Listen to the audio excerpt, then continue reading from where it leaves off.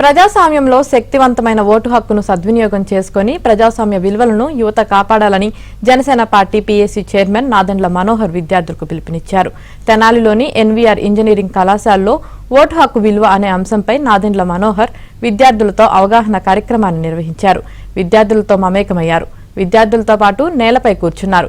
ప్రజాస్వామ్యంలో ఓటరు బాధ్యత, ఓటు హక్కు ఆవశ్యకతపై విద్యార్థులకు అవగాహన కల్పించారు.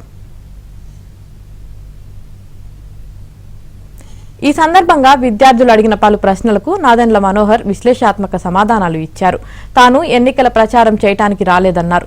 యువతకు ఓటు హక్కు పట్ల అవగాహన కల్పించడమే తన ప్రధాన ఉద్దేశమని అన్నారు. ప్రజాస్వామ్యానికి పునాది ఓటు అని అన్నారు. ఓటర్లు తమ బాధ్యతను సక్రమంగా నిర్వర్తించకపోవడంతోనే అభివృద్ధి కుంటుపడిందని అన్నారు. చాలా మంది చదువుకున్న వారు ఓటు వేయకపోవడం విచారకరమని అన్నారు. ప్రలోభాలకు లోను కాకుండా నిజాయితీ గల వారిని ఎన్నుకోవాలని అన్నారు. రాష్ట్రంలో వేల సంఖ్యలో దొంగ ఓట్లు వెలుగులోకి రావడం బాధాకరమన్నారు.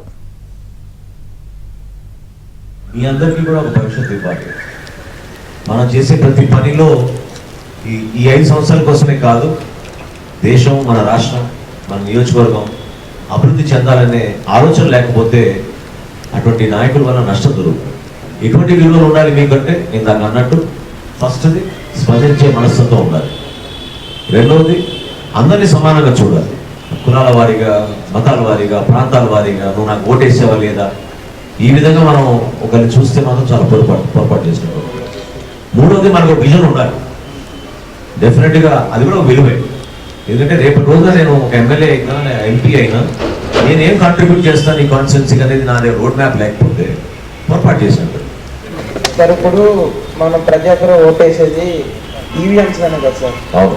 ఆ ఈవీఎంస్ వల్ల 100% కరెక్ట్గా వర్క్ అవుతుందని గ్యారంటీ ఏంటి సార్? అంతేకాకుండా ట్యాంపరింగ్ జరిగే అవకాశం ఏమైనా ఉందా? నీకెంత నమ్మకం ఉందో నాకు అంత నమ్మకం.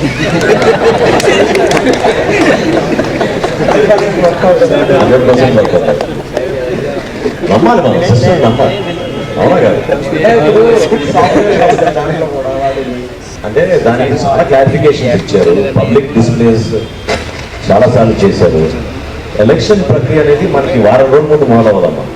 ఇవాళ గుర్తుపెట్టుకోవాలి, మనకి సార్వత్రిక ఎన్నికలు వస్తున్నాయంటే ఆల్మోస్ట్ 2 years ముందు నుంచి ప్రిపరేషన్ స్టార్ట్ అవుతుంది. ఎడ్యుకేషన్ ప్రొవైడ్ చేయగలుగుతున్నాం, జాబ్స్ ఎట్లా తీసుకురావాలి? జాబ్స్ తీసుకురావాలంటే మనకి అటువంటి వాతావరణం మనం క్రియేట్ చేయాలి. ఇప్పుడు హైదరాబాద్లో ఎందుకు అన్ని ఐటీ ఆపర్చునిటీస్ దొరుకుతున్నాయి? ఎందుకు అంతమంది వేరే దేశాల నుంచి పెట్టుబడులు పెడుతున్నారు?